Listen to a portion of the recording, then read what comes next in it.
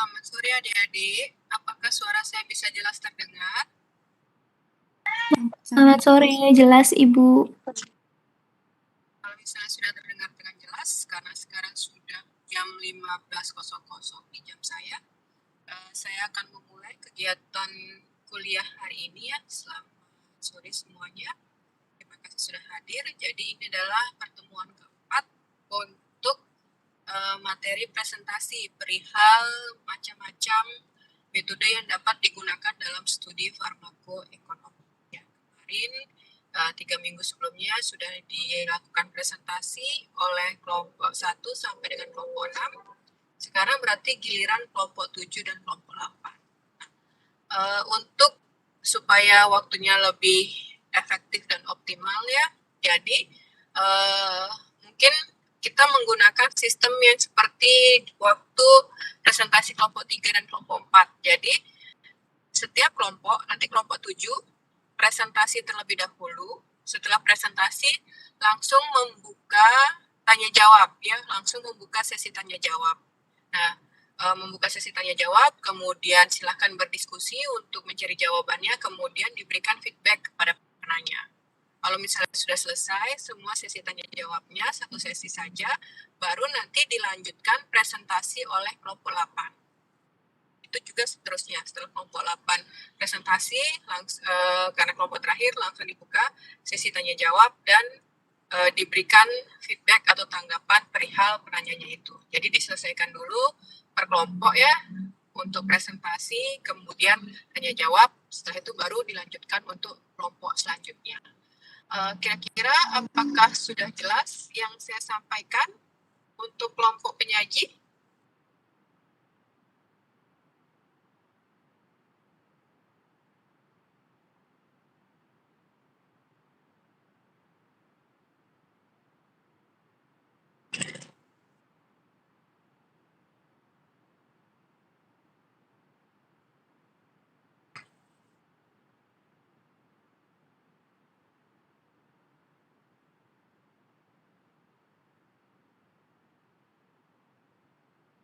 Untuk kelompok penyaji, apakah informasi yang saya sampaikan sudah cukup jelas? Kelompok 7 dan kelompok 8? Sudah jelas, Ibu. Oke. Kalau misalnya sudah siap untuk presentasi, saya persilahkan ya siapa saja yang sudah siap terlebih dahulu. Boleh kelompok 7 dulu atau kelompok 8 dulu. Tapi diselesaikan sampai dengan sesi tanya jawab, baru akan diikuti atau misalnya dilanjutkan oleh kelompok yang lain. Ya, saya persilahkan untuk mempersiapkan presentasinya. Siapa yang akan duluan?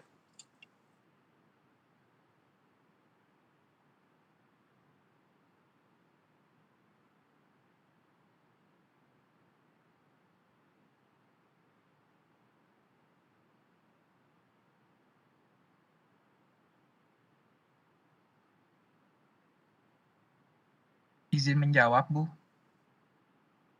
Kami dari kelompok 7 akan presentasi CBA terlebih dahulu. Apakah boleh? Silakan ya, silakan untuk menggunakan waktunya secara efektif. Baik, saya izin share screen, Bu. Ya, silakan.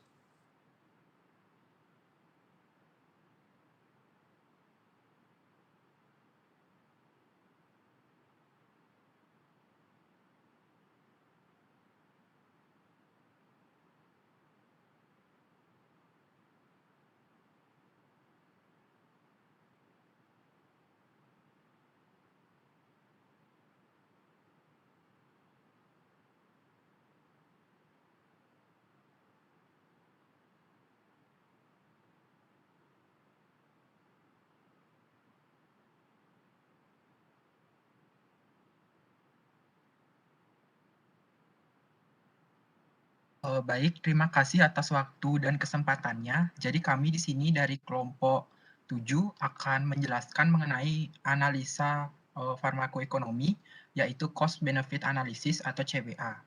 Anggota kami beranggotakan I Gusti Ngurah Trisna Miana Putra NIM 79, I Gede Ananta Wiguna NIM 80, I Nyoman Garita Ananta Guna NIM 81, saya I Putu Bagus Kurnia Dinata NIM 82, I Made Prima Renanda NIM 83, dan presentator I Gusti Ayu Putu Putri Kirana Dewi NIM 84, Ida Ayu Pratnyaswari NIM 85, Laksmi Wiryani NIM 86, Dina Juniantari 87, Sinta Amarayuda 88, Luh Putu Oktavia Sandra Dewi 89.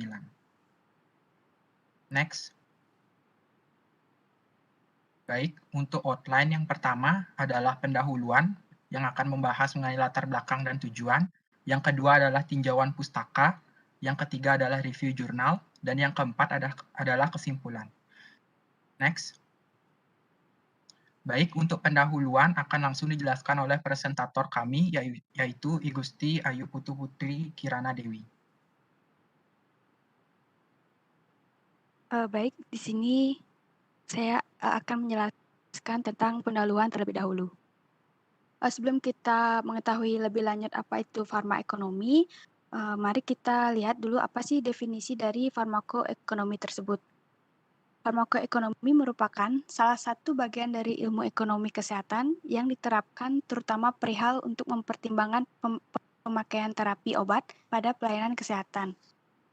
Prinsip dari farmakoekonomi ini adalah dapat menetapkan masalah, kemudian mengidentifikasi alternatif intervensi, menentukan korelasi antara income dan outcome sehingga nantinya dapat diambil kesimpulan yang tepat, kemudian untuk mengidentifikasi dan mengukur outcome dari alternatif intervensi, kemudian menilai biaya dan efektivitas, serta yang terakhir adalah untuk interpretasi dan pengambilan kesimpulan.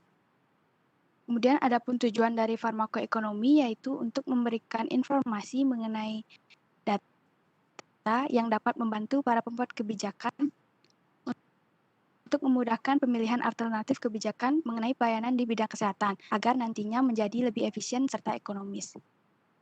Jika data dari farmakoekonomi ini dimanfaatkan secara tepat, maka dapat membantu dalam pengambilan keputusan secara rasional dalam proses pemilihan terapi, pemilihan pengobatan, serta alokasi sumber daya sistem. Next. Adapun manfaat dari farmakoekonomi yaitu yang pertama, data dari farmakoekonomi ini biasanya digunakan oleh rumah sakit untuk menentukan pembagian obat-obatan yang masuk ke dalam daftar obat-obatan disetujui maupun tidak disetujui. Selain itu juga digunakan untuk membantu rumah sakit dalam memutuskan terapi-terapi alternatif lainnya. Selain itu, banyak dari institusi asuransi memanfaatkan data farmakoekonomi ini sebagai penentu dalam menentukan obat-obatan pada formularinya. Kemudian studi farmakoekonomi ini juga bisa digunakan secara luas oleh bagian pemasaran farmasi sebagai bagian dari strategi pemasaran untuk mendukung klaim bahwa produk mereka cost efektif. Farmakoekonomi ini juga dapat membantu rumah sakit serta instansi kesehatan lainnya untuk memberikan pelayanan maksimal dengan biaya yang terjangkau. Kemudian farmakoekonomi juga digunakan untuk menetapkan obat dan alat kesehatan yang akan digunakan oleh suatu negara dalam paket manfaat jaminan kesehatannya. Serta yang terakhir, terdapat beberapa negara yang sudah mengusulkan proposal tentang riset farmakoekonomi yang akan disertakan sebagai bagian dari pengembangan obat-obatan. Selanjutnya, kita akan membahas tentang tinjauan pustaka. CBA atau Cost Benefit Analysis atau yang dalam bahasa Indonesia dikenal dengan analisis biaya manfaat merupakan proses menggunakan teori, data, dan model untuk menguji suatu produk, pengorbanan, dan kegiatan untuk menilai tujuan yang relevan dan solusi alternatif. CBA biasanya digunakan untuk proses identifikasi, pengukuran, dan perbandingan sosial biaya proyek atau program investasi dalam mengevaluasi penggunaan sumber daya ekonomi yang langka agar nantinya dapat digunakan secara efisien. Kemudian adapun tujuan dari CBA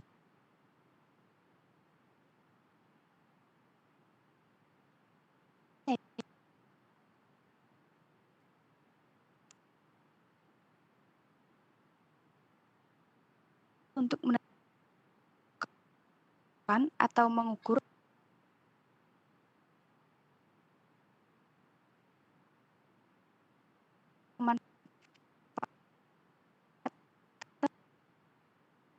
suatu proyek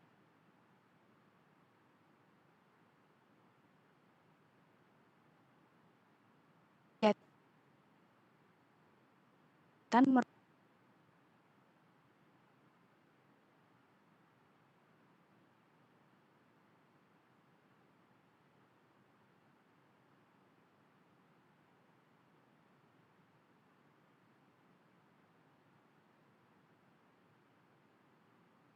Mohon maaf Bu sebelumnya, teman saya sedang ada kendala sinyal Bu. Jadi kami memerlukan waktu beberapa menitnya Bu untuk menghubungi presentator. Silakan. Ya, pelan-pelan aja. Apakah suara saya sudah terdengar? Terdengar. Dengar kalau di saya.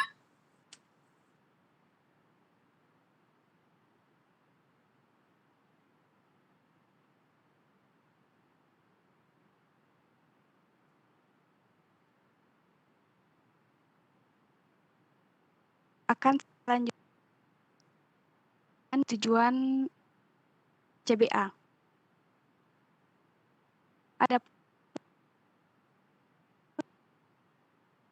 tujuan dari CBA yaitu ataupun mengukur apakah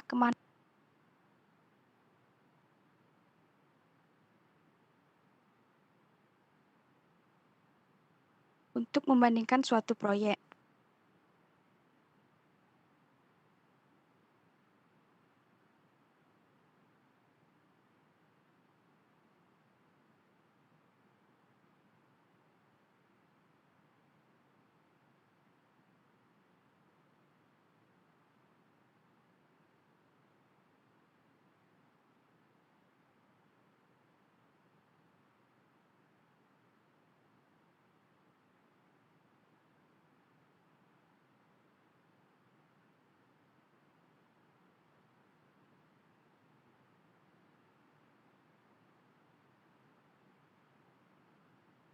Mohon maaf Bu, kami perlu waktu lagi nggih, soalnya presentator sinyalnya hilang lagi dibilang. Kalau misalnya memang sinyalnya lagi nggak bagus di tempat yang presentasi, mungkin alternatifnya bisa dipakai atau misalnya digantikan teman yang lain yang kira-kira sinyalnya lebih stabil deh.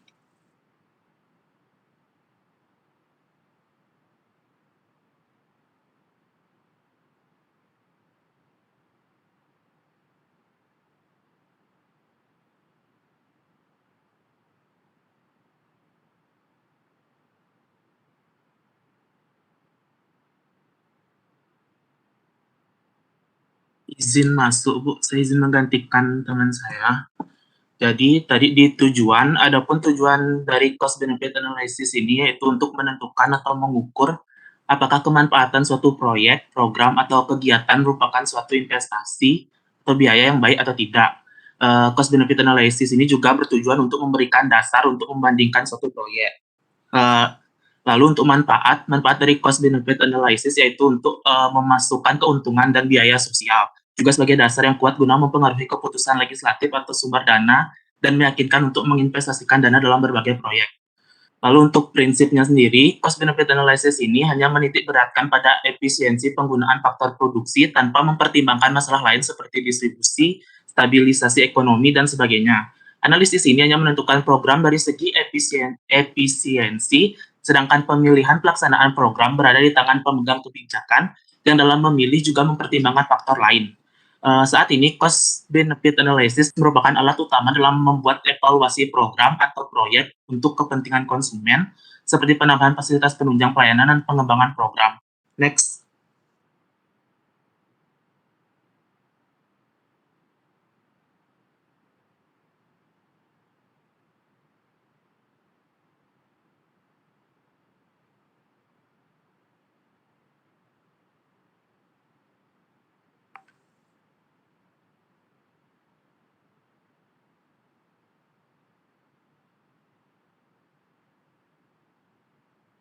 Baik, karena teman saya juga masih sedang gangguan. Jadi di sini jurnal yang kami gunakan yaitu Cost Benefit Analysis Management of Jerrycan Hemodialysis Use Packaging of Hazardous and Toxic Substance in the Islamic Hospital Surabaya. Jadi itu judul jurnal yang kami gunakan, yang mana jenis penelitiannya menggunakan jenis penelitian kuantitatif yang bersifat observasional deskriptif, sedangkan jika berdasarkan waktunya, penelitian ini tergolong dalam penelitian cross-seksional. Metode pengumpulan datanya dengan dokumentasi dan analisis data menggunakan cost benefit analysis. Sedangkan subjek penelitiannya yaitu Jerrycan Hemodialysis secara pengangkutan dan pemusnahan, dan jerigen hemodialisa secara 3R, yaitu reuse, reduce, dan recycle. Next. Jadi berdasarkan jurnal, didapatkan data rasio present value atau PP, cost dan benefit. Jadi berdasarkan hitungan cost benefit analysis diperoleh rasio benefit per cost pada pengelolaan jerigen hemodialisa secara pengangkutan dan pemusnahan adalah 0. Sedangkan hasil dari rasio menunjukkan bahwa cost yang dikeluarkan lebih besar daripada benefit yang diperoleh. Sedangkan rasio B per C yang pengelolaan jerigen hemodialisa secara 3R sebesar 3,02. Hasil rasio ini menunjukkan bahwa benefit yang diterima lebih besar dari cost yang dikeluarkan. Angka kedua hasil perhitungan ini diperoleh dari angka PP benefit dibagi dengan PP cost. Next. Jadi di tabel ini merupakan tabel nilai net present value atau NPV. Berdasarkan tabel ini, pada masing-masing pengelolaan jerigen hemodialisa didapatkan nilai NPV. Berdasarkan tabel di atas bahwa NPV pengelolaan jerigen hemodialisa secara pengangkutan dan pemusnahan menunjukkan hasil negatif, yang berarti tidak adanya benefit atau benefit tidak cukup untuk menutup cost selama proyek berjalan 10 tahun ke depan nantinya, sehingga proyek akan unprofitable. Sedangkan NPV pengelolaan jerigen hemodialisa secara 3R menunjukkan hasil positif, yang berarti benefit lebih besar dari cost selama proyek tersebut sehingga proyek tersebut berjalan hingga 10 tahun ke depan, sehingga disebut profitable. Hasil tersebut diperoleh dari angka PP benefit dikurangi dengan angka PP cost. Next.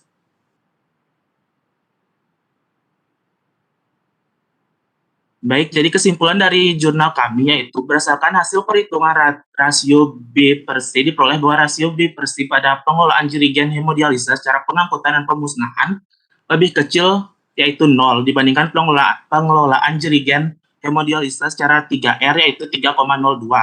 Selain itu, hasil dari perhitungan nilai NPV pada pengelolaan jerigen hemodialisa secara pengangkutan dan pemusnahan menunjukkan hasil negatif, sedangkan NPV pengelolaan jerigen hemodialisa secara 3R menunjukkan hasil yang positif. Oleh karena itu, pada penelitian ini diperoleh pengelolaan jerigen hemodialisa secara 3R lebih menguntungkan untuk dilaksanakan dibandingkan pengelolaan jerigen hemodialisa secara pengangkutan dan pemusnahan. Next. Jadi ini merupakan daftar pustaka yang kelompok kami gunakan. Next. Baik, sekian presentasi dari saya. Kesempatan saya kembalikan pada moderator. Terima kasih.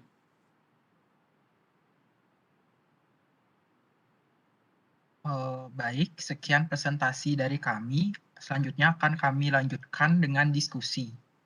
Untuk pertanyaan yang pertama sudah bisa disampaikan.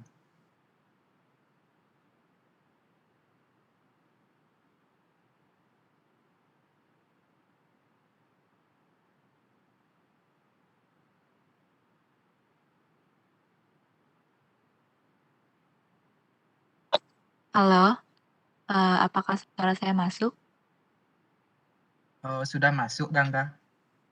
Baik, saya izin bertanya untuk kelompok 7. Dalam slide presentasi tadi dijelaskan bahwa CBA ini memiliki kekurangan, yaitu tidak dapat mengukur aspek multidimensional seperti keberlangsungan, etika, dan lainnya. Tapi pada overview jurnal juga dijelaskan mengenai bagaimana efektivitas dari NPV selama 10 tahun ke depan.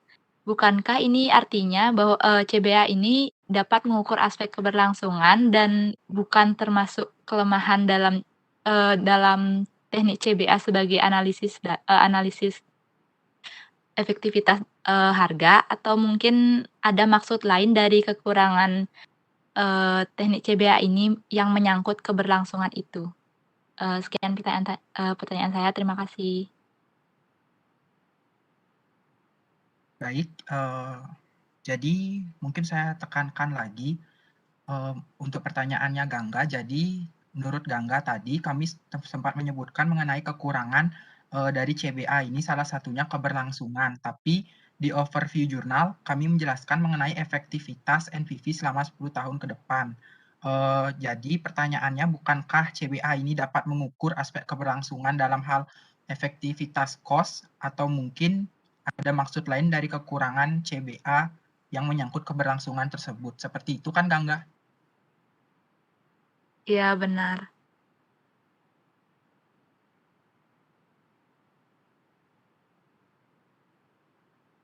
Permisi, Bu. Untuk sesi diskusi, kita tampung dulu pertanyaan yang ada, atau langsung jawabnya, Bu? Bisa ditampung dulu ya, mungkin 2 atau 3 penanya boleh kalau misalnya ada. Kalau misalnya tidak ada, cuma ada 1 ya 1 aja. Baik, Bu. Baik, karena pertanyaan Gangga sudah cukup jelas, jadi untuk pertanyaan kedua sudah bisa disampaikan. Izin bertanya. Izin bertanya. Satu, izin bertanya. Dari NIM 51. Baik, terima kasih atas kesempatannya. Saya NIM 51, atas namanya Nasri. Mohon izin bertanya mengenai yang kalimat ini. Artinya di PPT yang sedang ditampilkan itu ada artinya benefit lebih besar dari cost selama proyek tersebut berjalan hingga 10 tahun ke depan. Yang ingin saya tanyakan adalah di sini parameter dari 10 tahun ke depan itu apakah memang penelitian ini yang memang berfokus untuk 10 tahun ke depan, ataukah memang dari perhitungan CBA itu sendiri bisa gitu, bisa mengira-ngira akan lebih besar benefit daripada cost-nya itu untuk berapa tahun ke depan, seperti itu. Karena ini sangat menarik kalau misalnya di pengobatan seperti itu, kalau bisa dianalisis sampai berapa tahun ke depan dia akan bisa benefit yang lebih tinggi, itu kan berarti bisa bagus gitu untuk analisis kita. Pertanyaannya itu, apakah ini tuh parameternya ada parameter tertentu ataukah memang dari dasarnya penelitian ini berfokus pada 10 tahun ke depan, seperti itu. Apakah jelas pertanyaan saya? Sudah jelas saya. Baik, terima kasih banyak.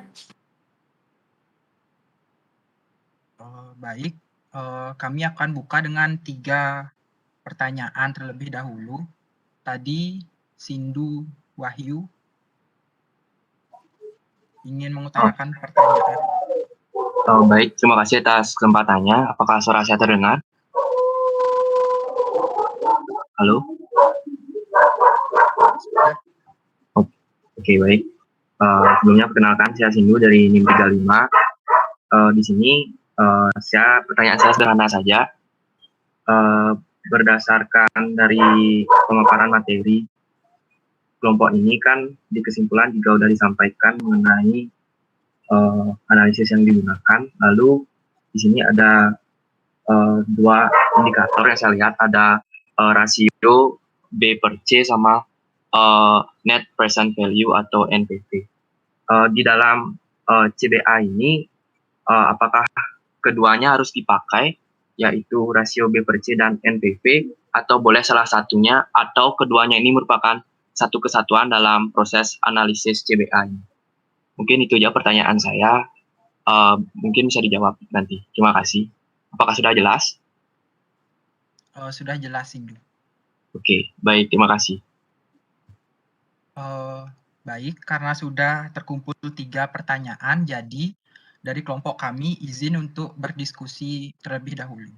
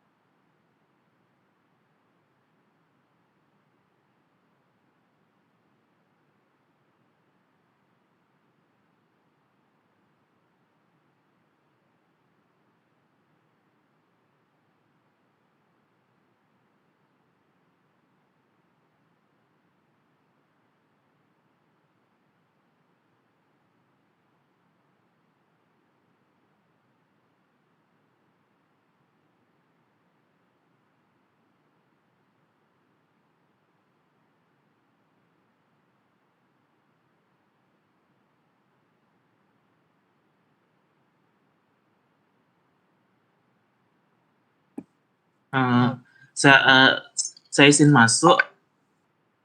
Saya Trisna NIM 2079 izin menjawab pertanyaan dari Kak Gangga. Yang mana pertanyaannya tadi, kekurangan dari metode CBA ini tidak dapat mengukur seperti keberlangsungan dan etika dan lain-lain tadi. Sedangkan kelompok kami membahas jurnal 10 tahun ke depan. Nah, jadi menurut saya keberlangsungan dan 10 tahun ke depan itu merupakan beda konteks. Sehingga mungkin yang dimaksud keberlangsungan ini tuh menjamin apakah dia ini dapat bertahan atau tidak selama periode waktu tertentu. Sedangkan CBA ini hanya mengukur dari biaya saja, yaitu untuk mengetahui efektivitasnya, yaitu biaya benefit per cost. Nah, kalau sudah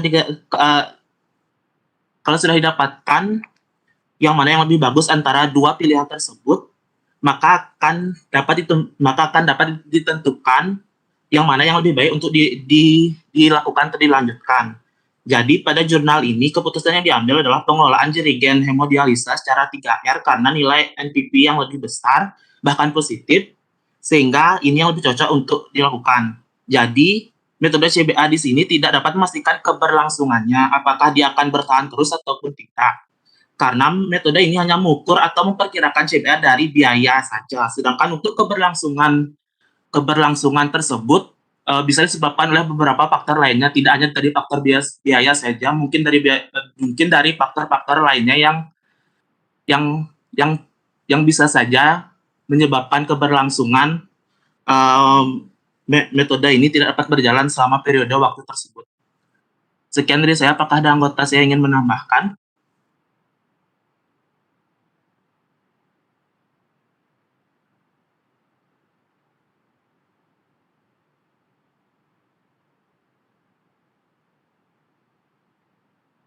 Saya rasa dari anggota tidak ada yang ingin menambahkan, jadi bisa dikembalikan langsung kepada Gek Gangga. Apakah jawaban dari anggota saya yaitu Trisna Meana sudah dapat ditangkap? Baik, berarti dalam konteks ini keberlangsungan bukan terpengaruh pada waktu, namun bisa saja dari faktor lain. Faktor lainnya itu misalnya seperti apa kalau boleh tahu?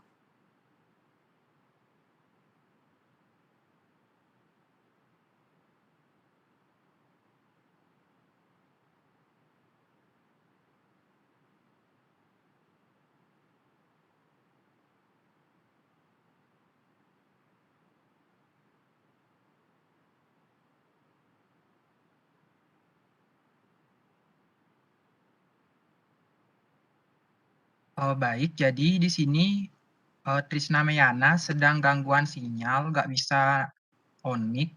Jadi di sini saya akan menyampaikan jawaban tambahan dari Trisna Meana. Jadi faktor-faktor lainnya itu yang bisa mempengaruhi dari keberlangsungan suatu proyek menggunakan metode ini itu faktor lainnya itu bisa dari sumber daya manusianya sendiri.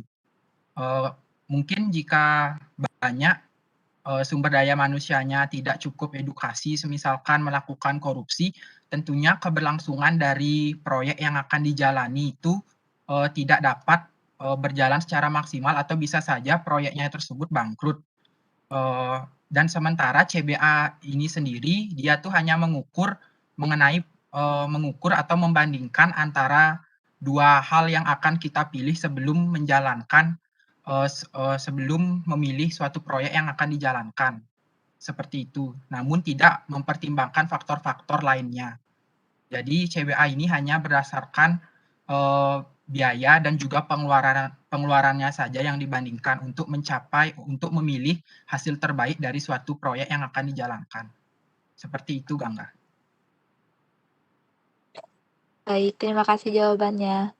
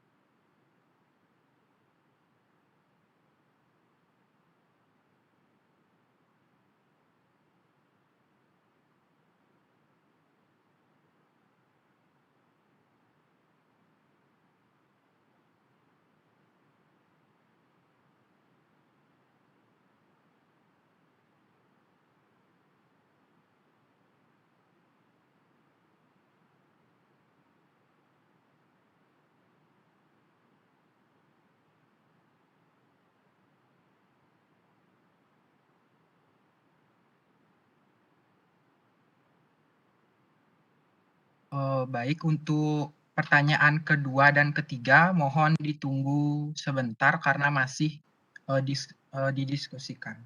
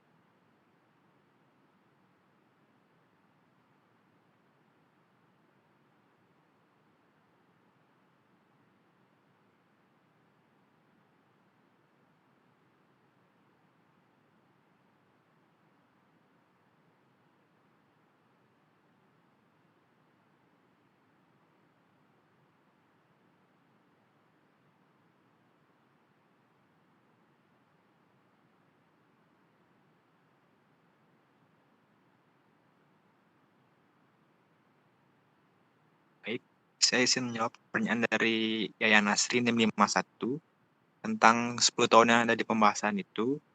Alasan peneliti memilih NPV atau memprediksi komponen cost dan benefitnya dengan rentang waktu 10 tahun itu karena jumlah kunjungan di unit hemodialisa Rumah Sakit Islam Surabaya ini terjadi peningkatan yang cukup signifikan. Nah, itu yang menyebabkan jumlah jerigen HD juga terjadi peningkatan sehingga dipakai 10 tahun itu.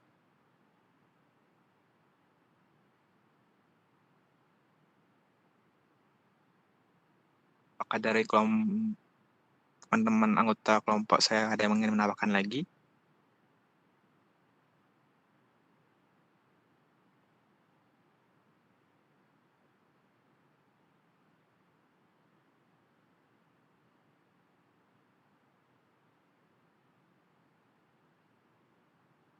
Baik, jadi di sini karena banyak dari anggota saya yang tidak bisa atau yang bermasalah dalam sinyal dan juga mikrofonnya, jadi di sini saya akan membantu untuk menambahkan. Jadi pertanyaan Yayan di sini, parameter 10 tahun ke depan tersebut mengenai parameter 10 tahun ke depan tersebut. Jadi 10 parameter 10 tahun ke depan ini yang digunakan ini adalah dari penelitinya sendiri yang ingin menggunakan parameter 10 tahun ini. Hal ini dikarenakan kunjungan dari unit hemodialisa Rumah Sakit Islam Surabaya ini terjadi peningkatan yang cukup signifikan pada jumlah jerigen HD yang digunakan sehingga akan menghasilkan sampah yang banyak juga. Nah, jadi di sini peneliti menggunakan 10 tahun tersebut untuk mengukur jangka panjang dari limbah yang dihasilkan dan juga benefit yang dihasilkan juga.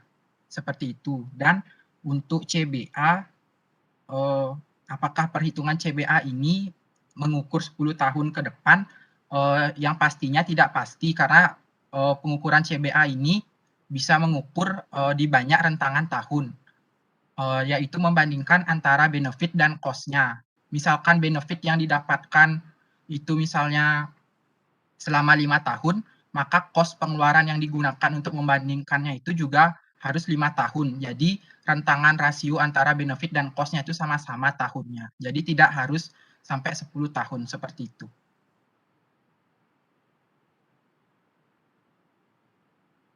Saya kembalikan kepada Yayan, apakah bisa ditangkap? Iya, terima kasih atas jawabannya teman-teman. Berarti tidak ada perhitungan khusus ya untuk 10 tahunnya, berapa tahunnya, terserah bagaimana di awal penelitian ditetapkan seperti itu ya? Ya, seperti itu. Oke, terima kasih banyak. Dapat Ya. diterima.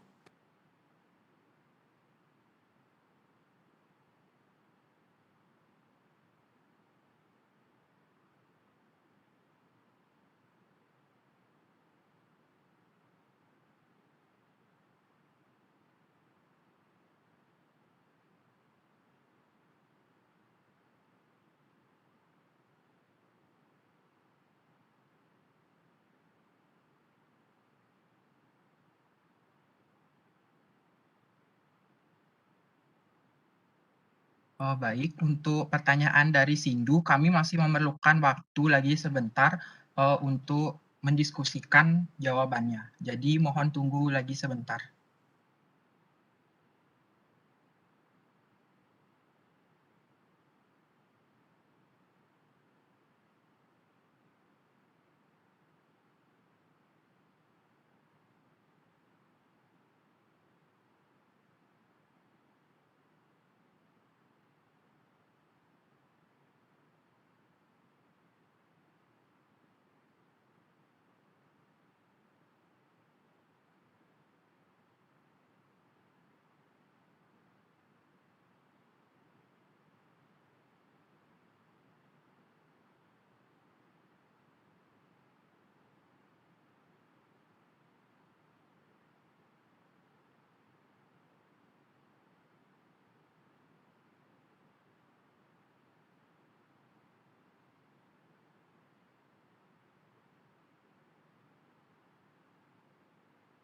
Baik, jadi di sini saya akan menjawab pertanyaan dari Sindu.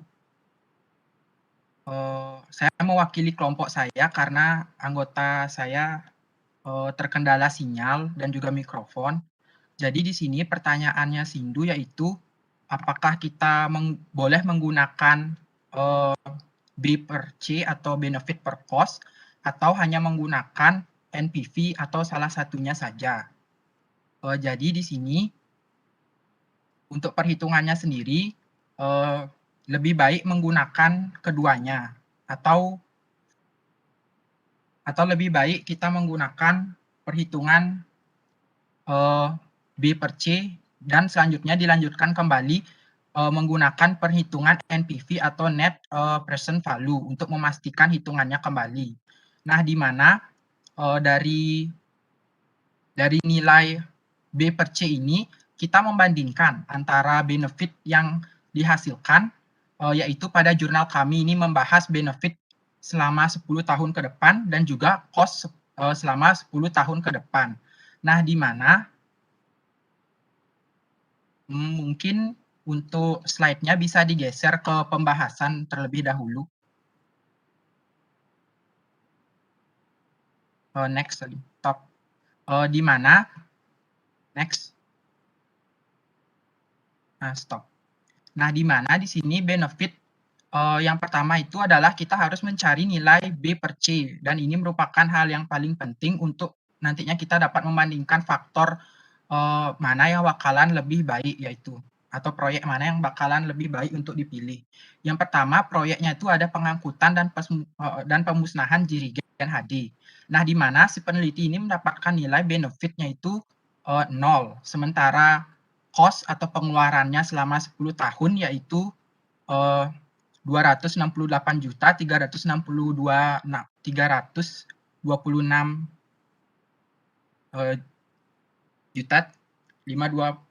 atau dapat dilihat pada slide. Nah, lalu setelah kita mendapatkan benefit dan juga cost dari pengangkutan dan pemusnahan di sini, kita mampu memperoleh rasio B per C-nya. Tapi sebelum itu kita harus memastikan terlebih dahulu jika jangka waktu antara benefit dan cost-nya itu telah sama, yaitu sama-sama 10 tahun dalam kasus ini. Nah, sehingga didapatkan B per C dalam pengangkutan dan pemusnahan ini yaitu 0.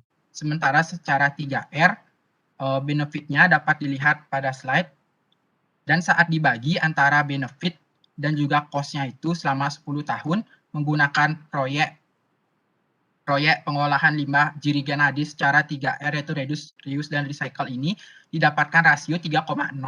Nah, jadi dapat disimpulkan jika pengolahan jirigen hadis secara 3R ini peluangnya lebih besar ya, yaitu dari pengangkutan dan pemusnahan, yaitu 0 dan 3,02. Jadi dapat disimpulkan jika jirigen secara 3R ini lebih menguntungkan. Nah, setelah kita mendapatkan rasio B per C ini, next. Selanjutnya kita bisa mencari nilai net present value atau untuk mengetahui nilai akhir dari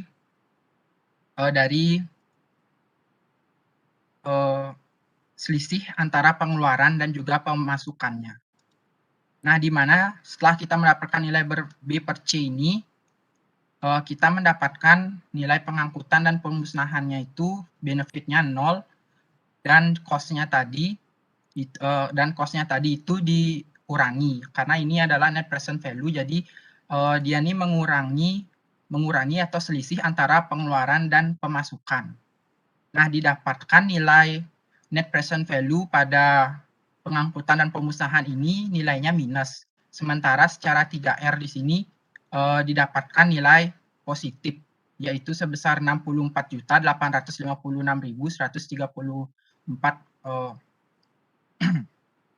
rupiah untuk jangka waktu 10 tahun ke depan. Nah, jadi kesimpulannya dalam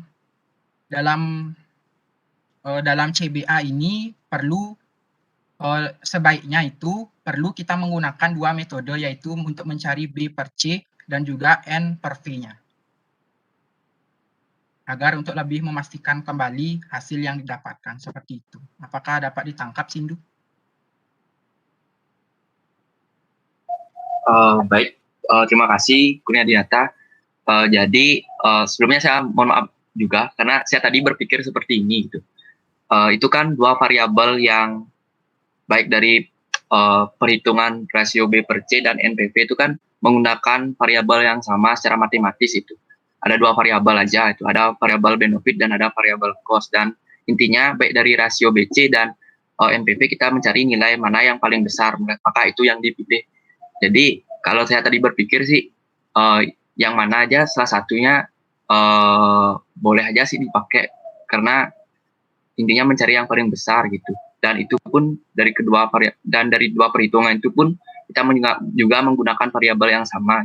Berarti kalau dari kelompok ini tadi menjelaskan bahwa baik rasio B per C dan NPV itu merupakan dalam analisis CBA ini satu kesatuan dan harus lebih baik keduanya diperhitungkan, kan berarti seperti itu ya?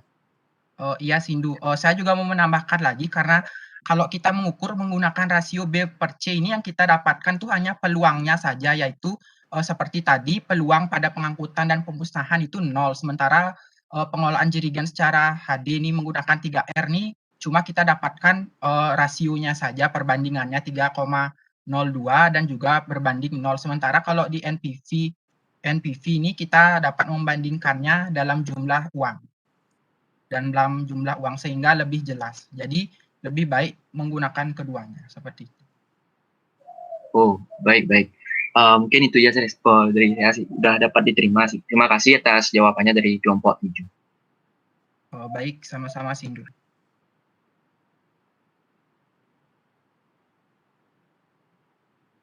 Baik, jadi karena sudah terjawab 3 pertanyaan sebelumnya, jadi dapat dilanjut untuk presentasi selanjutnya dapat dilanjutkan oleh kelompok selanjutnya. Terima kasih. Terima kasih untuk moderator. Sebelumnya saya boleh ditampilin lagi sekali nggak untuk yang rasio B per C-nya ya, sebentar Adik. Cara menghitung rasio B per C.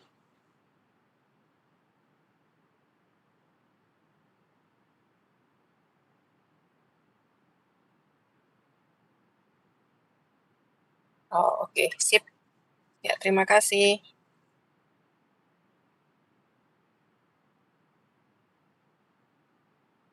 Mungkin sebelum masuk ke kelompok 8, saya izin review sebentar ya kelompok 8 ya, supaya saya nanti nggak lupa. apa yang ingin saya sampaikan. Mungkin kita berikan applause dulu ya, lupa dari kemarin-kemarin diberikan applause kepada kelompok penyaji. Nah, adik-adik, tadi sudah disampaikan sama kelompok penyaji bahwa cost benefit analysis ini merupakan suatu analisa farmakoekonomi di mana membandingkan benefit atau manfaat dari suatu opsi alternatif terhadap cost yang mungkin dikeluarkan. Jadi kalau misalnya bedanya antara CBA dengan yang lain-lain, kalau misalnya di CBA ini, baik benefit maupun cost itu dihitung dalam satuan mata uang.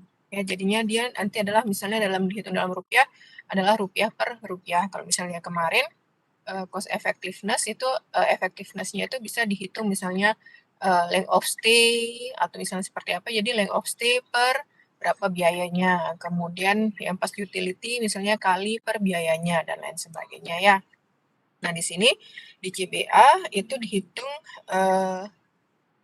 moneter berbanding moneter, dan di sini sebenarnya kalau misalnya kita membaca lebih lanjut mengenai cost benefit analysis itu pasti selalu satuannya itu adalah mengkalkulasi NPV, net present value. Jadi berapa sih value yang didapatkan untuk satu satuan waktu tertentu. Ya, tadi disampaikan bagaimana sih kita menentukan apakah dia 10 tahun atau misalnya 5 tahun.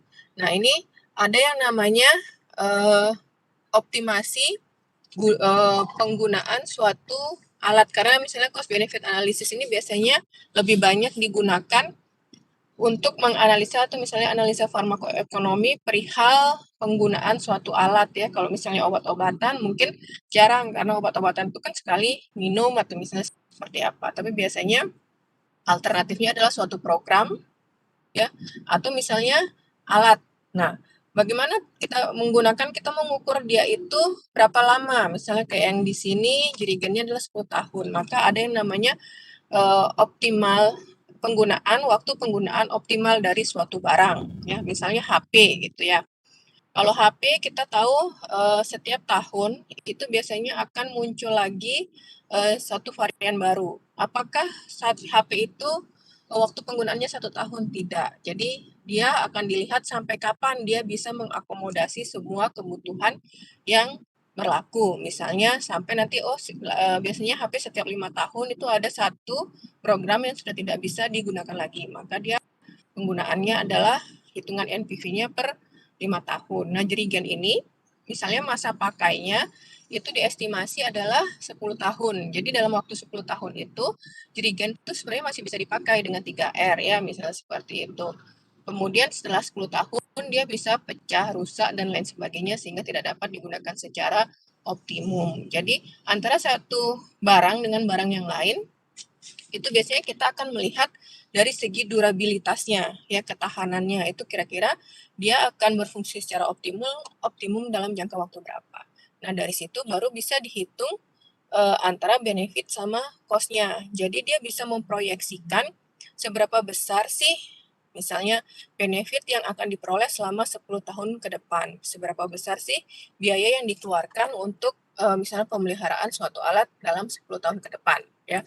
Jadi kalau misalnya di kasus ini misalnya ada satu jerigen HD gitu ya. Untuk satu jerigen HD itu biasanya per hari misalnya dia bisa digunakan untuk 1 kali hemodialisa misalnya seperti ini. Nah, 1 kali hemodialisa pasien itu akan membayar misalnya 1.000 ya. Akan membayar 1.000, maka itu adalah benefit manfaat. Jadi per hari itu 1.000. Jadi dia digunakan selama 25 hari per tahun, tinggal dikalikan jadi setahunnya berapa. Kemudian cost-nya itu adalah misalnya kalau yang dia dibuang langsung, maka berapa sih uang yang dikeluarkan untuk misalnya mengangkut satu jerigen itu per hari, kemudian misalnya dia dibakar berapa biaya pembakarannya. Tapi kalau dia di reuse, misalnya berapa besar dia harus uang yang dikeluarkan untuk misalnya mencuci dan mengeringkan dan mensterilisasi, maka itu akan masuk ke cost ya. Nanti akan dihitung per tahunnya berapa. Kemudian nanti akan ada yang namanya persentase penurunan ya. Misalnya nih, Anda mungkin beli apa ya, beli HP lah biasanya karena sudah sering beli HP ya. Tahun ini harganya 1 juta. tahun depan pada saat Anda jual, itu mungkin akan ada pengurangan yang namanya bukan inflasi ya, deflasi, pengurangan atas suatu barang. Maka itu akan diperhitungkan. Misalnya deflasi di Indonesia itu rata-rata 5%. Setiap tahun benefitnya itu akan berkurang 5%, kemudian cost-nya juga akan diestimasikan dengan sistem yang sama, sehingga nanti dia bisa memproyeksikan sekitar 10 tahun. Jadi 10 tahun itu, maka hak guna barang benefitnya itu sudah mendekati 0. Maka dijumlahkan semuanya selama 10 tahun, barulah dia akan mendapatkan benefit. Kira-kira berapa dia di sana ya mendapatkan manfaatnya. Kemudian cost totalnya itu berapa. Jadi seperti itu biasanya dia mengestimasi untuk misalnya 10 tahun. Tapi kalau misalnya barang yang lain, misalnya dalam 1 tahun saja dia akan rusak, maka cukup menghitung berapa yang dia dapatkan manfaatnya selama 1 tahun dan cost-nya selama 1 tahun, seperti itu ya. Jadi tadi sudah disampaikan, kemudian bagaimana kalau kita menggunakan BC atau NPV misalnya kayak gitu, yang mana yang lebih bagus misalnya seperti itu. Biasanya mereka adalah satu kesatuan ya, sebenarnya kan kalau NPV itu kan berarti B dikurangi C misalnya seperti itu ya. Atau misalnya kalau misalnya B per C itu artinya adalah dia pembagian. Jadi kalau misalnya B per C dapatnya rasio, kalau misalnya NPV itu dapatnya berapa IDR ya. Nah, kenapa keduanya harus digunakan? Yang pertama, ini kan kebetulan hanya 2 ya, kebetulan hanya 2. Tapi kalau misalnya lebih dari 2, itu nanti akan dilihat kira-kira rasio mana yang jauh lebih besar. Kemudian sebentar ya.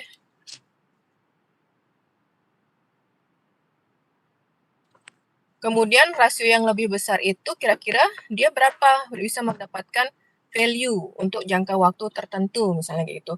Kadang-kala dia rasionya lebih besar ya, B per C-nya mungkin makin besar dia rasionya, maka seharusnya NPV-nya juga akan makin besar ya seperti itu. Tapi biasanya untuk cost benefit itu akan diminta dua-duanya. Jadi per 10 tahun dia akan mendapatkan NPV sekian dengan rasio berapa itu ya. Nanti akan digunakan untuk mempertimbangkan kira-kira yang mana yang bisa affordable misalnya seperti itu untuk mendapatkan suatu alternatif atau misalnya pemilihan terhadap beberapa opsi ya. Biasanya seperti itu kalau yang di cost benefit analysis. Ya mungkin itu yang saya tambahkan. Saya persilakan untuk kelompok selanjutnya untuk melanjutkan presentasinya.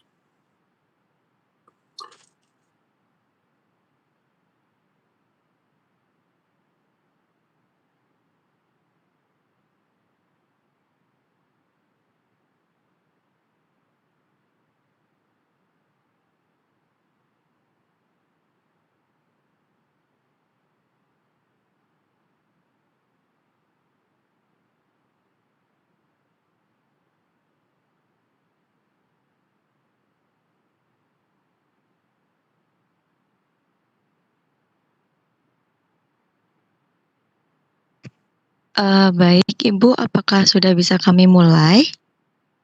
Ya, silakan. Baik, terima kasih atas kesempatannya Ibu. Selamat sore untuk Ibu dan teman-teman semuanya.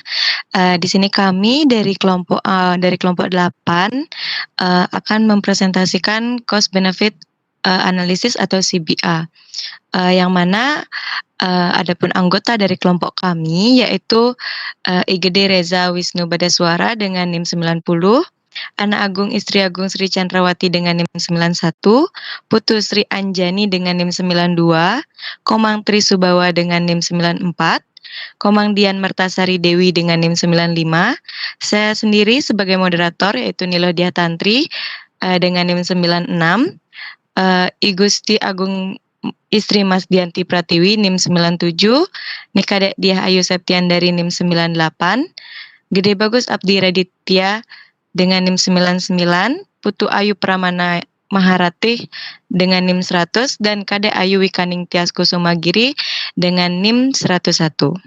Next. Selanjutnya untuk presentasi akan dipresentatori oleh Ani, yaitu sebagai presentator dari kelompok kami. Untuk Ani, waktu dan tempat saya persilahkan. Baik, terima kasih Dia. Terima kasih atas waktu dan kesempatan yang diberikan. Sebelumnya selamat sore Ibu Vidya, Ibu Febri dan teman-teman. Pertama saya akan di sini ada pendahuluan dari analisis farmakoekonomi. Farmakoekonomi itu sendiri telah ditetapkan sebagai deskripsi dan analisis biaya terapi obat untuk sistem kesehatan dan sosial. Nah, definisi dari penelitian farmakoekonomi itu sendiri yaitu di mana proses mengidentifikasi, mengukur, membandingkan biaya, resiko, serta manfaat dari program, layanan, atau terapi dan menentukan alternatif yang menghasilkan outcome perawatan kesehatan yang terbaik untuk sumber investasi. Kemudian ada metode analisis farmakoekonomi yaitu dapat dijadikan menjadi dua bagian yang berbeda, yaitu teknik evaluasi ekonomi dan kemanusiaan, di mana metode ini telah digunakan dalam berbagai bidang dan sedang diterapkan untuk sistem kesehatan. Kemudian ada beberapa teknik evaluasi, yaitu ada cost benefit analysis, ada cost effectiveness analysis, ada cost minimization analysis, dan ada cost utility analysis. Kemudian kelompok kami mendapatkan cost benefit analysis. Next. Nah, cost benefit analysis itu sendiri adalah suatu analisis sistematis yang digunakan untuk menghitung serta membandingkan biaya dan manfaat dari suatu proyek, keputusan maupun kebijakan pemerintah. Nah, cost benefit analysis itu berfungsi untuk memasukkan keuntungan dan biaya sosial dari dasar yang legislatif atau sumber dana dan meyakinkan untuk menginvestasikan dana dalam berbagai proyek. Nah, analisis ini sangat bermanfaat pada kondisi antara manfaat dan biaya mudah dikonversi ke dalam bentuk rupiah. Kemudian ada kelebihan dan kekurangan dari cost benefit analysis ini yang mungkin dari kelebihannya itu yang pertama penggunaan sumber-sumber ekonomi menjadi lebih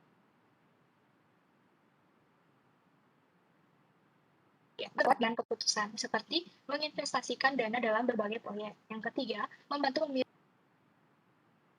alternatif terbaik dari pilihan yang ada, dan yang terakhir dapat mengontrol perkembangan dari proyek yang bersangkutan pada tahun-tahun ke depannya. Kemudian dari kekurangannya itu, yang pertama membutuhkan waktu dan proses yang lama. Yang kedua, tidak dapat mengukur aspek multidimensional.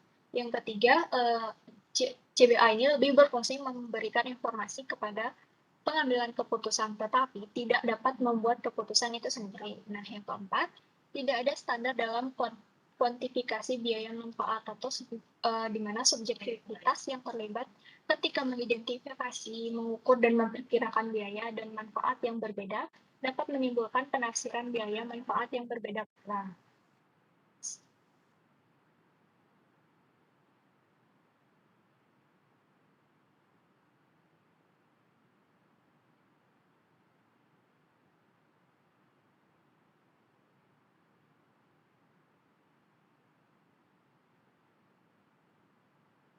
Bisa dilanjutkan.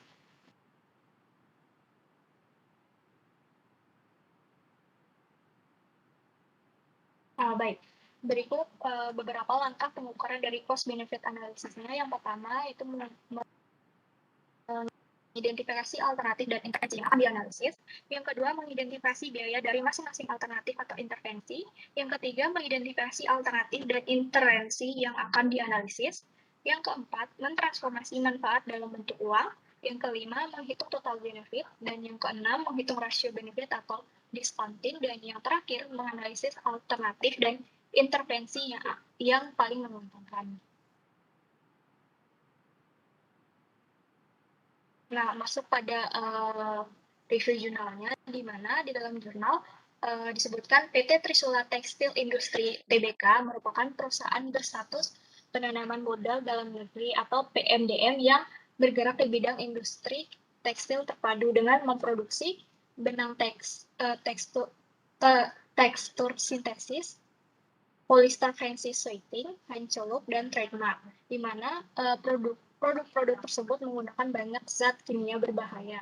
Nah, kemudian sebanyak 280 pekerja atau dalam persentasenya 42,42% dari jumlah seluruh karyawan 660 orang yang berada di beberapa departemen seperti Departemen DF atau Day Finishing, di mana departemen tersebut bertugas sebagai timbang obat dengan waktu terpapar 7 jam non-stop diselingi dengan waktu istirahat dengan shift 3 kali. Pada tahun 2003, perusahaan dengan sadar membuat program untuk meminimalisir dampak zat kimia ke dalam program perbaikan gizi karyawan pada pekerja dengan memberikan suplemen susu sehat setiap hari kepada pekerja. Nah, hal tersebut direkomendasikan oleh Task Force Gizi, lembaga kerjasama bipartit tentang pemberian nutrisi makanan dan minuman karyawan oleh bagian HCGA Serikat Pekerja dan pekerja itu sendiri, yaitu yang dikenal dengan istilah pemberian makanan tambahan atau PMT susu pada karyawan. Nah, dengan adanya program PMT ini, perusahaan harus mengeluarkan biaya investasi yang lebih. Namun, seiring berjalannya program PMT ini, perusahaan belum pernah melakukan analisis biaya investasi untuk program kesehatan di perusahaannya. Oleh karena itu, dalam jurnal ini dilakukan analisis perhitungan investasi yang bermanfaat dalam mengetahui kelayakan program dan pengambilan keputusan perusahaan. Next.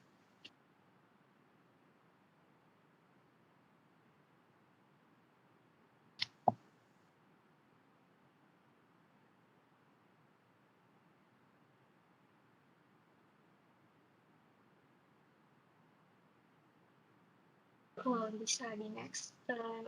Oke. Selanjutnya di sini analisisnya menggunakan yang pertama metode tingkat pengembalian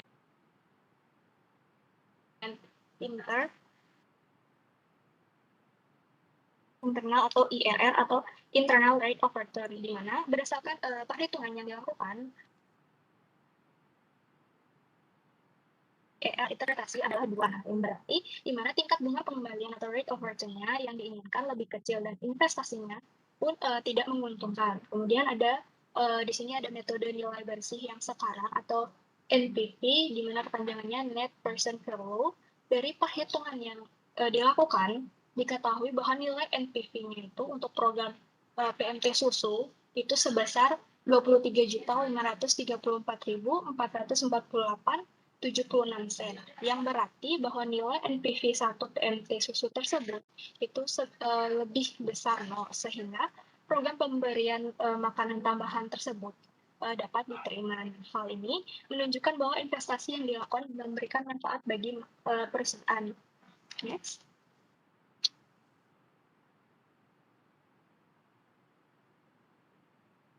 Kemudian ada benefit cost rate atau BCR. Metode ini suatu cara evaluasi suatu program dengan membandingkan nilai manfaat program yang diperoleh dari program tersebut dengan nilai yang sekarang seluruh biaya program tersebut. Berdasarkan dari metode ini, suatu proyek atau program akan dilaksanakan apabila BCR-nya itu lebih besar 1. Metode ini akan memberikan hasil yang konsisten dengan metode MPV apabila BCR-nya itu lebih besar 0, yang berarti NPV-nya itu lebih besar 0.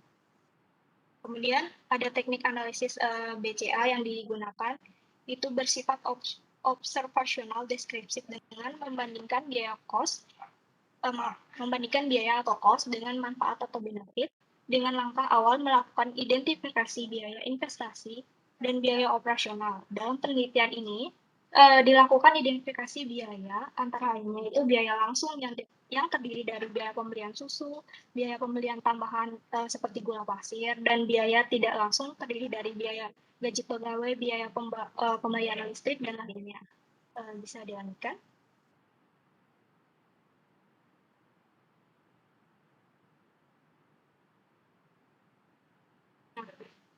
Di sini masuk ke dalam komponen cost dan benefit, di mana dalam penelitian ini asumsi benefit yang ditimbulkannya yaitu penurunan angka kesakitan, peningkatan nilai produksi, dan produktivitas tenaga kerja. Sedangkan asumsi cost yang ditimbulkan antara lain yaitu biaya untuk membeli produk, beban biaya dalam jangka waktu yang panjang seperti bahan baku susunya, biaya tambahannya seperti gula, dan kemudian ada biaya operasional di mana ada gaji karyawan, biaya pembelian gas, plastik, dan kulkas.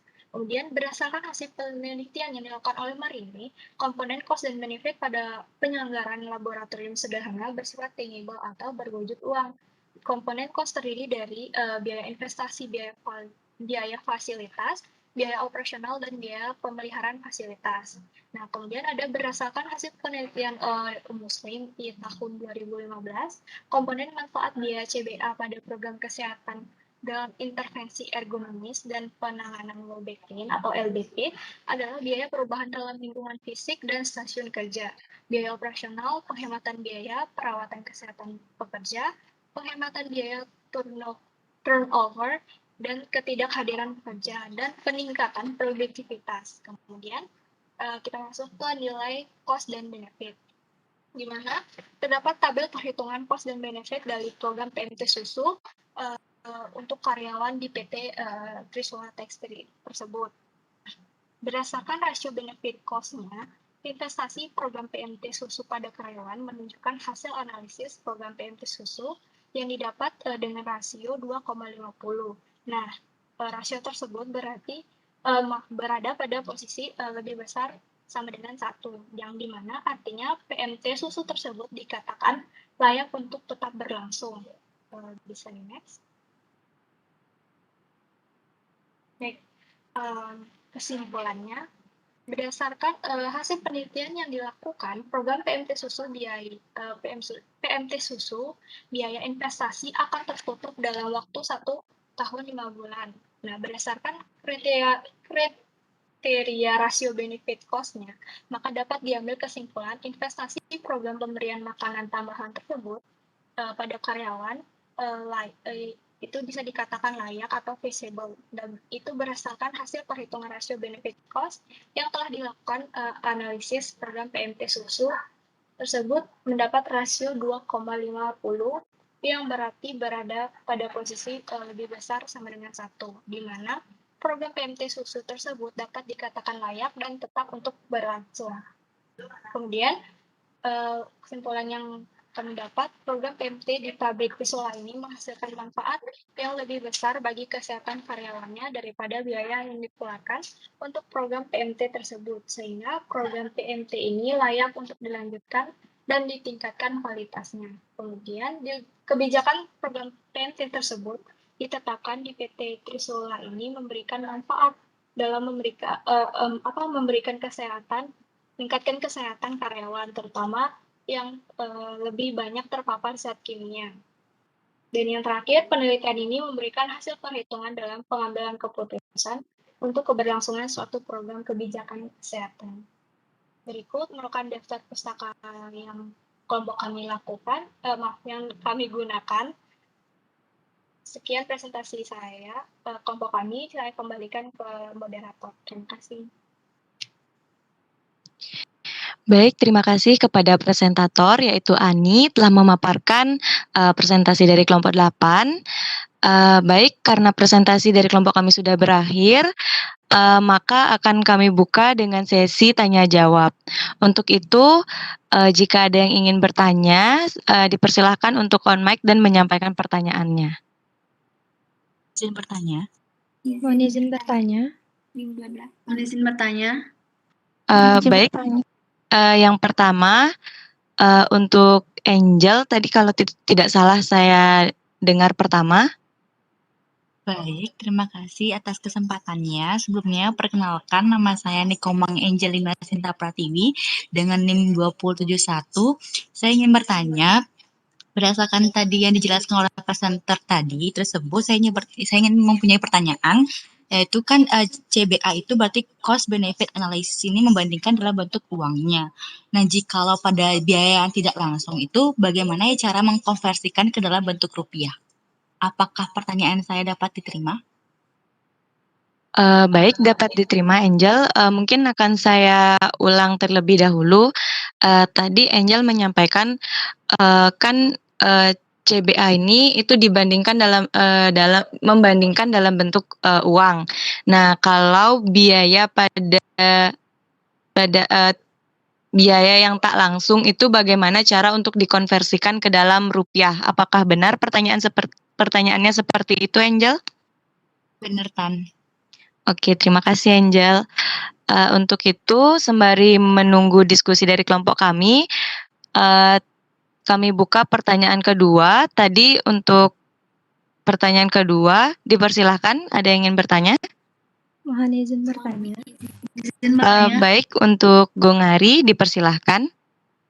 Baik, terima kasih kesempatannya Tantri. Jadi di sini saya izin bertanya, tadi kan pada PPT kalian membahas mengenai perbandingan dari cost dan benefit ketika pekerja di pabrik itu diberikan program PMT susu dan ketika tidak diberikan.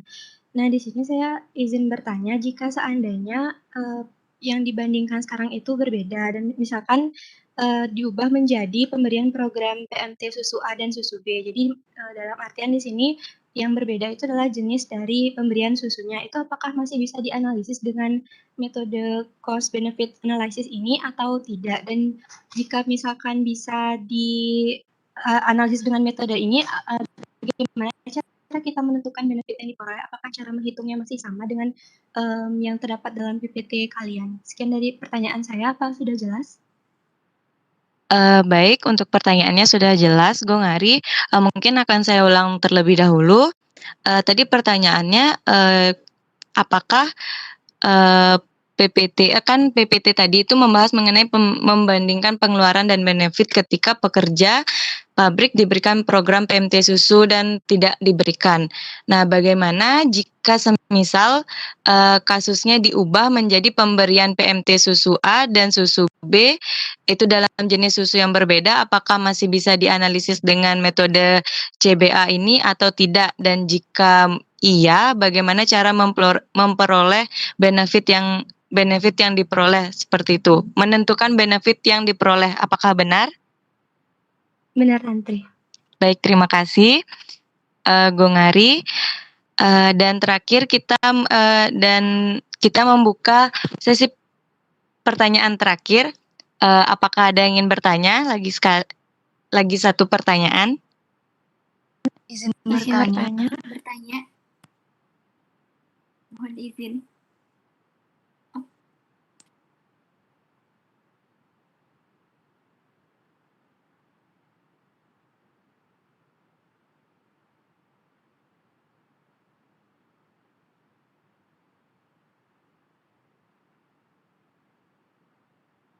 Izin bertanya.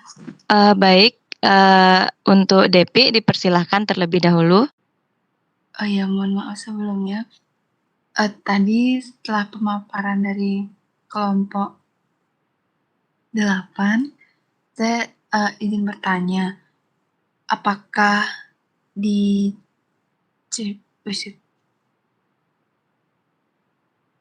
mohon maaf, apakah CBA ini bisa digunakan untuk dua jenis obat yang berbeda indikasinya ya?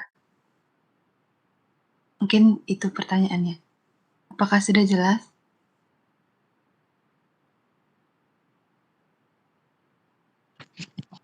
Baik, mungkin saya ulang pertanyaannya.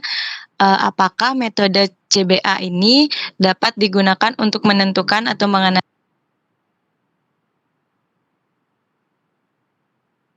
Iya, benar. Oke, terima kasih Depi. Untuk itu kelompok kami izin berdiskusi terlebih dahulu untuk mencari jawabannya, Ibu.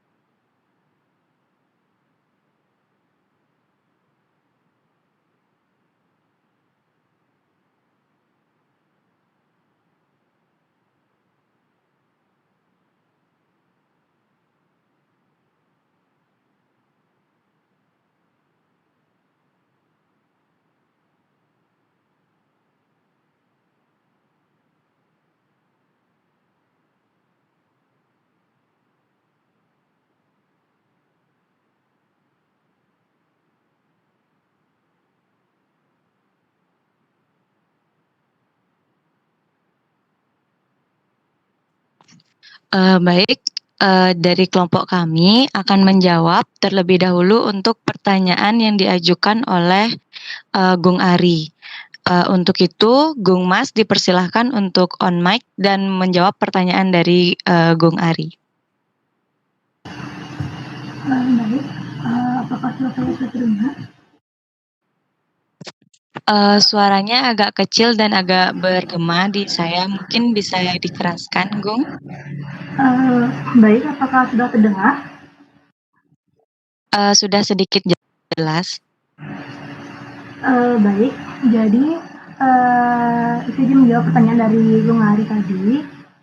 Jadi pertanyaan itu, apakah jika kasusnya itu diubah menjadi pemberian PMT susu A dan susu B, itu apakah bisa dianalisis oleh dengan metode CBA ini atau tidak? Jadi menurut saya dari literatur yang pernah saya baca sebelumnya, jadi tujuan CBA ini bisa digunakan untuk menganalisis kelayakan dari investasi suatu program dan juga bisa bertujuan untuk merekomendasikan atau memilih dari program yang sudah dianjurkan, baik itu program A atau program B yang kemungkinan bisa memberikan keuntungan. Jadi dari jawaban dari pertanyaan Bu Hari itu bisa digunakan metode CBA. Nah, untuk cara untuk menentukan benefit kalau kasusnya seperti itu sama seperti metode CBA yang tadi itu. Jadi caranya itu bisa bandingin jadi bisa pakai metode rasio manfaat biaya. Jadi manfaat dibagi dengan biayanya. Jadi benefit dibagi dengan cost-nya. Jika rasionya itu lebih dari 1, maka manfaat tersebut melebihi biaya yang dikeluarkan. Dan apabila manfaat per biaya tadi itu hasilnya kurang dari 1, maka biaya yang dikeluarkan itu melebihi manfaat yang didapat. Nah, jadi yang diambil itu apabila manfaat dibagi dengan biaya tadi itu jika apabila rasio yang sudah diukur tadi itu melebihi 1, maka program tersebut untung jika dilakukan. Jadi sekian dari jawaban saya. Mungkin apa bisa dimengerti?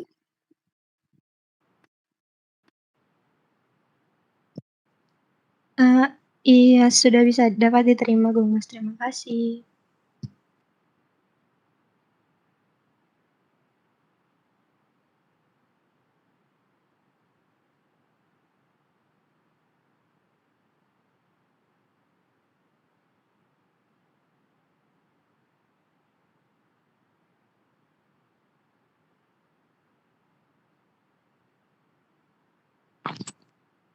Baik, untuk pertanyaan selanjutnya, pertanyaan dari Angel akan dijawab oleh Gung Chan. Untuk itu, Gung Chan dipersilahkan untuk menjawab pertanyaan dari Angel. Baik, saya akan menjawab pertanyaan dari Angel. Di sini Angel menanyakan cost benefit analysis itu membandingkan dalam bentuk uang ya. Jadi kalau pada biaya yang tak langsung itu, bagaimana cara untuk mengkonversikannya ke dalam bentuk rupiah?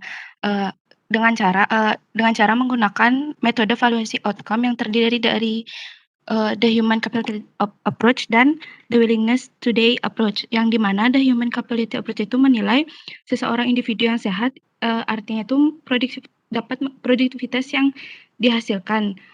Jadi jika pegawai itu sehat dan bisa produktif dalam melakukan pekerjaan akan menghasilkan manfaat seperti meningkatnya kinerja atau target yang diinginkan oleh suatu perusahaan.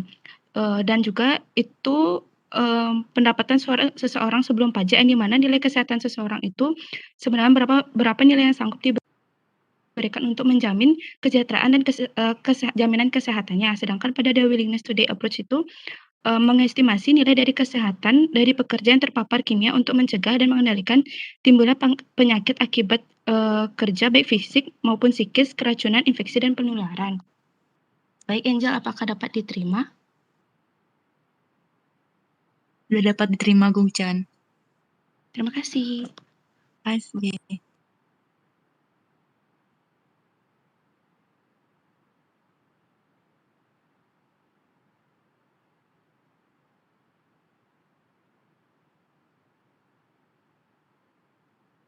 Baik, untuk pertanyaan ketiga dari Depi, kami mohon untuk berdiskusi lebih lanjut terlebih dahulu.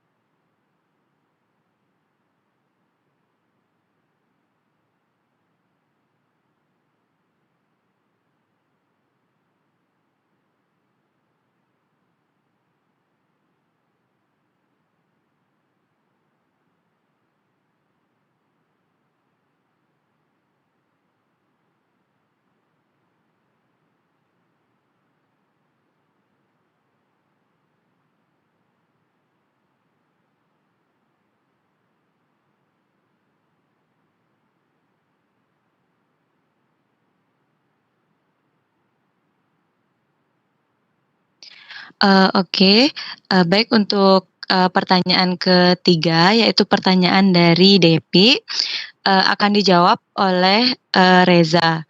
Untuk itu, Reza dipersilahkan untuk on mic. Halo, apa suaraku masuk? Sudah terdengar, Reza. Di sini, menurut kelompok kami, fokus dari CBA ini bisa digunakan untuk mengukur, karena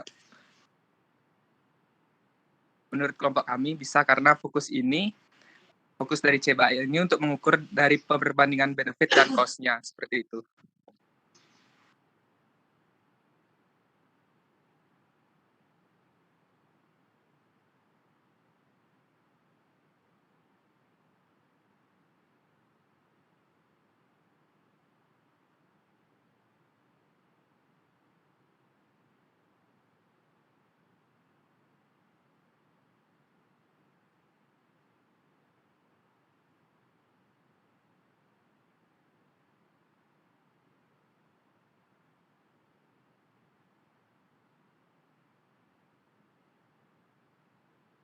Baik, untuk kelompok kami, untuk kelompok 8, apakah ada yang ingin menambahkan jawaban dari Reza terkait pertanyaan ketiga dari Depi?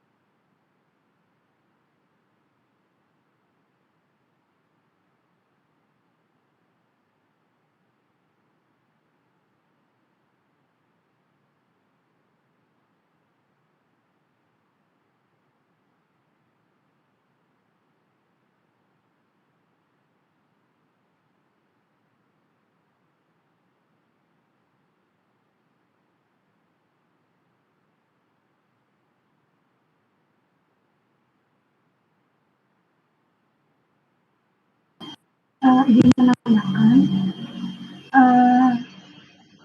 Baik, apa suara saya terdengar?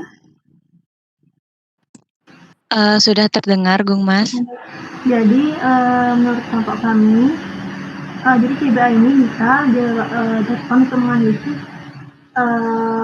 obat dengan indikasi yang berbeda karena fokus dari metode CBA ini kan untuk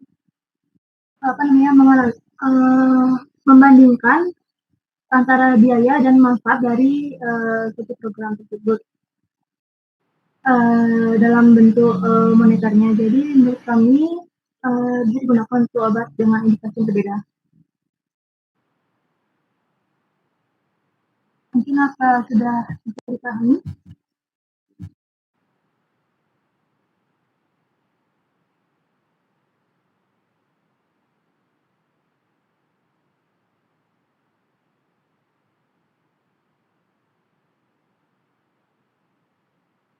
Baik, untuk Depi, apakah jawabannya bisa diterima?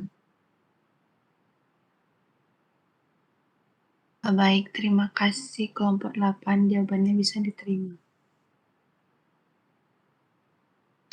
Baik, karena sudah ketiga pertanyaan kami jawab, maka berakhir pula sesi tanya jawab dan presentasi dari kelompok kami, yaitu kelompok 8. Untuk itu, mohon maaf bila ada kesalahan kata dari kelompok kami. Kami tutup presentasinya dan saya kembalikan kepada Ibu. Terima kasih. Terima kasih kembali untuk kelompok penyaji. Mari kita berikan applause dulu. Ya. Nah, untuk materi yang dibawakan kelompok penyaji yang sekarang itu adalah perihal intervensi atau misalnya alternatif, yaitu pemberian makanan tambahan, dalam hal ini susu, dengan program tidak memberikan makanan tambahan ya. Kemudian untuk perhitungan atau misalnya analisa ekonominya lebih complicated ya. Di sana ada IRR ya. Kemudian tadi ada juga yang menghitung apa tuh yang terakhir itu BTA ya, apa BSA lupa saya. Nah, itu biasanya dilakukan oleh di ekonomi yang lebih lanjut. Jadi ada orang yang memang bisa memperhitungkan hal tersebut. Nah, kemudian yang menarik di sini ya, dia ada selain menggunakan NPV ya, feasibility study-nya juga dibandingkan apakah memang benar nilainya tetap di atas 1, rasionya tetap di atas 1, untuk meyakinkan bahwa dia memang cost benefit ya, seperti itu. Kemudian tadi juga ada pertanyaannya, apakah bisa kalau misalnya menggunakan 2 merek susu yang berbeda gitu, sudah dijawab dengan baik, itu memang bisa ya. Jadi apakah benefitnya itu sama, ya tergantung kita keinginannya mau mengukur benefitnya itu dalam bentuk apa, seperti itu ya. Nah, kalau misalnya tadi dilihat dari jumlah hari jumlah hari pasien itu masuk kerja, kemudian angka kesakitannya dan lain sebagainya. Kalau misalnya menggunakan metode yang sama, ya bisa seperti itu. Tapi nanti yang akan berbeda itu adalah di direct cost-nya ya, berdasarkan harga dari susu masing-masingnya. Begitu pula dengan pertanyaan apakah bisa dengan alternatif obat misalnya seperti itu. Itu bisa, tapi biasanya jenis obat yang digunakan itu tidak bisa CBA-nya itu menggunakan obat yang hanya digunakan pada simptom tertentu. Ya, karena benefitnya itu biasanya dihitung dalam periode waktu tertentu ya. Misalnya mau pakai mau menganalisa CBA paracetamol antara yang micronized sama non micronized ya. Misalnya hanya digunakan 3 hari, itu akan sulit karena dia tidak bisa menghitung NPV untuk jangka waktu tertentu. Tapi biasanya bisa untuk misalnya nih menghitung benefitnya itu adalah kemungkinan efek samping munculnya suatu kondisi ya atas penggunaan suatu obat jangka panjang, misalnya insulin pen yang disuntikan dalam jangka waktu tertentu terhadap kemungkinan terjadinya adanya penumpukan lemak lipodistrofi, misalnya seperti itu. Apakah jenis insulin antara long acting atau short acting itu nanti akan berpengaruh terhadap lipodistrofinya. Nanti ada CBA-nya ya, misalnya dilihat benefitnya, bagaimana terhadap kontrol gula darah, kemudian muncul tidaknya efek samping, dan lain sebagainya. Kemudian selama jangka waktu tertentu, misalnya dalam kurun waktu 5 tahun, apakah terjadi progresivitas penyakit, misalnya seperti itu bisa dilakukan. Tapi umumnya untuk yang CBA itu biasanya adalah alternatif-alternatif yang bisa menggunakan atau misalnya bisa dihitung tadi ya, eligible dari misalnya penggunaan suatu produk atau misalnya alat ya, itu yang biasanya lebih populer menggunakan CBA. Tapi kalau misalnya penggunaan obat-obat itu biasanya hanya digunakan untuk analisa farmakoekonomi yang lainnya. Ya, analisa farmakoekonomi lainnya ya, misalnya tadi ya utility, kalau misalnya mau menghitung kali, atau misalnya yang secara sederhana, misalnya dengan menggunakan CA dan lain sebagainya. Ya, mungkin seperti itu tambahan dari saya. Untuk penanya, berarti semuanya sudah jelas ya, sudah dijawab dengan baik oleh kelompok penyaji.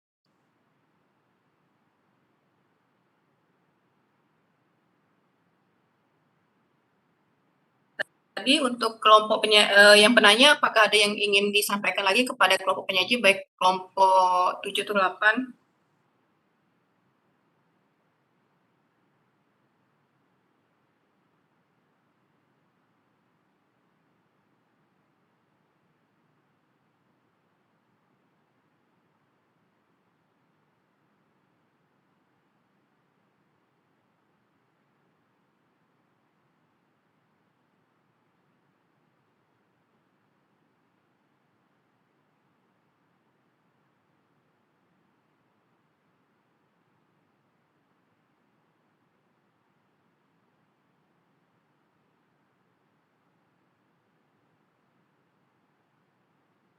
Sudah jelas ya untuk penanya?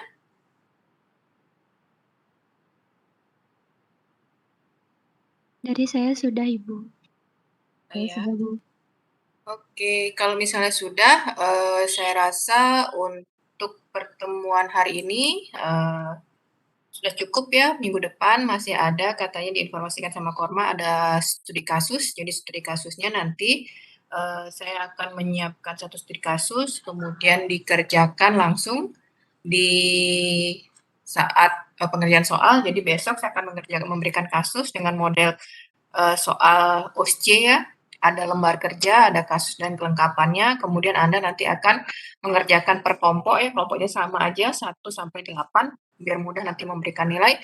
Kemudian nanti akan kita bahas bersama-sama untuk pengerjaan kasusnya ya. Kasusnya kita kerjakan kira-kira 30 menit, kemudian nanti masing-masing kelompok itu akan punya waktu presentasi sekitar 10 menit untuk mempresentasikan jawabannya ya. Jadi totalnya nanti tetap 110 menit.